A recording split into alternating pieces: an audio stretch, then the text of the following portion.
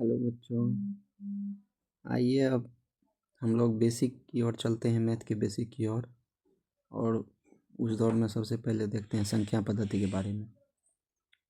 और संख्या पद्धति में सबसे पहला चीज़ ये संख्या क्या होता है। तो संख्या के बारे में हम लोग जानेंगे कि संख्या क्या होता है। संख्या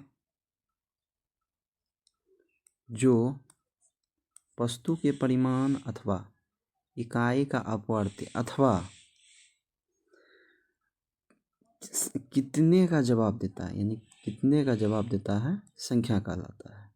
और भी परिभाषा हम बताएंगे आप लोग को, बने रहिएगा बस हमारे साथ। 5 किताब, तो यहाँ 5 किताब जो है, 5 किताब में 5 क्या बता रहा है, 5 बता रहा है कि 5 किताब जो है कितना है, 5 है। किताब की संख्या कितनी है, 5 है। तो वो कितने का जवाब दिया। फिर आगे चलते हैं। अगला क्वेश्चन जैसे हम लोग पूछते हैं कि अगला आपका वजन कितना है, तो जैसे कहेंगे 50 केजी, तो यहाँ 50 यानी वजन क्या हो जाएगा 50 और उसका मात्रक हो जाएगा केजी। हाँ, संख्या का संकेत एनो क्यों होता है। तो संख्या लैटिन शब्द न्यूमरोलॉजी से लिया गया है, और चूंकि किसी भी संकेत इस शब्द के प्रथम अक्षर अथवा प्रथम व अंतिम अक्षर से किया जाता है, इसीलिए न्यूमरो का पहला अक्षर एन और अंतिम अक्षर उसका ओ लिया गया है। इसीलिए इसका संकेत क्या लिया गया है, एनओ लिया गया है। इसीलिए इसका संकेत एनओ लिया गया है। ठीक है, चलिए आगे देखते हैं। अब आगे देखेंगे हम लोग कि अंक क्या होता है। अंक, डिजिट। तो किसी भी अंकन पद्धति में जिससे संख्या बनाया जाता है, यानी संख्या का प्रयोग, संख्या में हम जिन अंकों को उपयोग करते हैं या जिसका प्रयोग करते हैं, जिस भी यूनिट संख्या का प्रयोग करते हैं, उसे अंक कहते हैं। किसी अंकन पद्धति में जिससे संख्या बनाया जाता है उसे अंक कहते हैं। और वैसे भी कहेंगे कि हम 0 से 9 तक के संकेत को अंक कहते हैं। दूसरा डिफिनेशन हम लोग याद रख सकते हैं कि 0 से 9 तक के संकेत को अंक कहते हैं। फिर आगे चलते हैं, आगे देखेंगे कि संख्या किसे कहते हैं। संख्यांक, नाम से ही स्पष्ट है, संख्या का अंक, संख्यांक, न्यूमरल्स। तो संख्या को जो निर्देशित करने वाले जो अंक या संकेत होता है, उसके समूह को संख्यांक कहते हैं। जैसे कि क्या हो जाएगा, एग्जाम्पल के तौर पर हम लोग कह सकते हैं कि जैसे हो जाएगा कि 24, हाँ, 35, 28, कुछ भी यहाँ लिखेंगे तो हम लोग को ये सब क्या हो गया, ये सब संख्यांक को दर्शाता है। ठीक है, चलिए आगे बढ़ते हैं। तो अब इस दौर में आगे बढ़ेंगे तो देखेंगे प्राकृतिक संख्या क्या होती है। प्राकृतिक संख्या के बारे में जानेंगे। प्राकृतिक संख्या होती है, प्राकृतिक संख्या किसको कहेंगे, तो प्राकृतिक संख्या कहेंगे नेचुरल नंबर, गिनती की संख्या अथवा 0 से बड़े पूर्णांक को प्राकृतिक संख्या कहते हैं। वैसे सिंपली हम लोग कह सकते हैं गिनती की संख्या को प्राकृतिक संख्या कहते हैं। धन पूर्णांक, और ये हमेशा क्या होता है, पॉजिटिव रूप में रहता है, क्योंकि गिनती कभी भी निगेटिव हो ही नहीं सकता है। और एग्जाम्पल के तौर पे हम लोग 1, 2, 3, 4 और ये अनंत तक जाएगा प्राकृतिक संख्या। ठीक है, आगे बढ़ते हैं। और इसे किस चीज़ से सूचित करते हैं, एक चीज़ और लिख लीजिएगा, इसे हम लोग एन से, कैपिटल एन से, नेचुरल नंबर है, से सूचित करते हैं, सूचित करते हैं। आगे बढ़ते हैं। आगे है होल नंबर। तो होल नंबर के बारे में देखेंगे कि पूर्ण संख्या किसको कहते हैं। पूर्ण संख्या होल नंबर है ना। तो 0 सहित प्राकृतिक संख्या के समूह को, यानी अगर हम लोग प्राकृतिक संख्या के समूह में 0 को शामिल कर दे तो वो पूर्ण संख्या कहलाता है।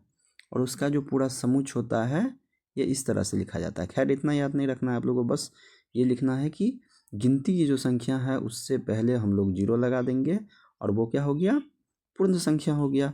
और इसे हम लोग किससे सूचित करते हैं, W से। इसका संकेत होता है W, पूर्ण संख्या का। चलिए अब हम लोग चलते हैं इंटीजर पे।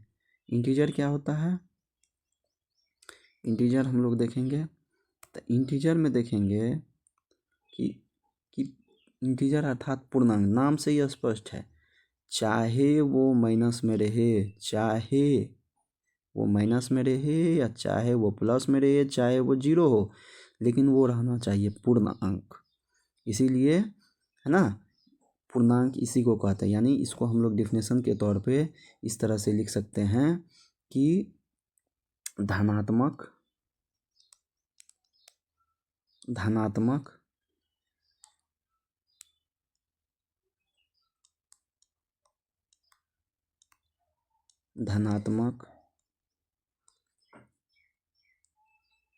शून्य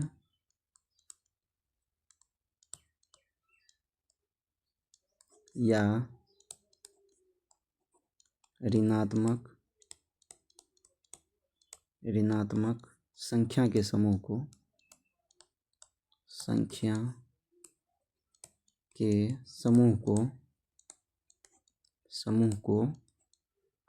पूर्णांक संख्या कहते हैं।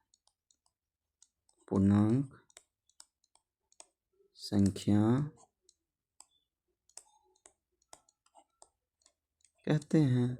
जैसे हम लोग नंबर लाइन खींचते हैं तो नंबर लाइन पे क्या करते हैं, बीच में जीरो डालते हैं और इधर जो डालते हैं ये ऋणात्मक संख्या,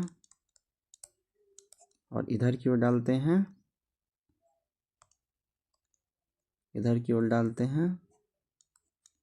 ये जीरो हो गया आपको, ये हो गया धनात्मक संख्या।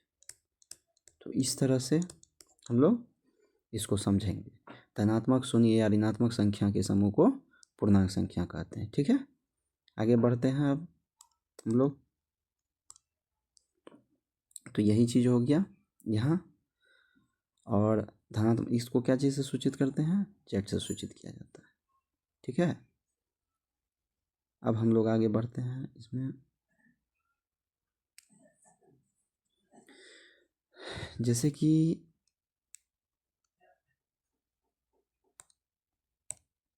देखिए, जैसे शून्य है, जीरो को शून्य पूर्णांक कहते हैं। और इसका एक अन्य नाम नॉट भी है, नॉट। कहीं कहीं आप लोग पढ़े होंगे कि ए पर पावर ए नॉट है, ए के नीचे में जीरो लगा हुआ तो इसको ए नॉट पढ़ा जाता है। जीरो याद रखिएगा, ये बराबर पूछता है कि एक ऐसा संख्या बताए जो ना तो धनात्मक होती है और ना ही ऋणात्मक होती है। तो ये आपको हो गया कौन सा, जीरो। ठीक है, अब आगे हम लोग बढ़ते हैं विशिष्ट पूर्णांक। विशिष्ट पूर्णांक क्या हो गया, विशिष्ट पूर्णांक क्या हो गया कि जिस संख्या का केवल और केवल एक अपवर्तक हो। विशिष्ट पूर्णांक में देखेंगे हम लोग, विशिष्ट पूर्णांक हुआ स्पेसिफिक नंबर, कि वह धन पूर्णांक जिसका केवल एक अपवर्तक हो उसको कहते हैं विशिष्ट पूर्णांक। जैसे कि एक का केवल एक ही अपवर्तक होता है, बाकी कोई भी संख्या हो, एक उसका एक हो जाता है, और एक वो संख्या स्वयं हो जाता है, एक वो संख्या कम से कम स्वयं हो जाता है।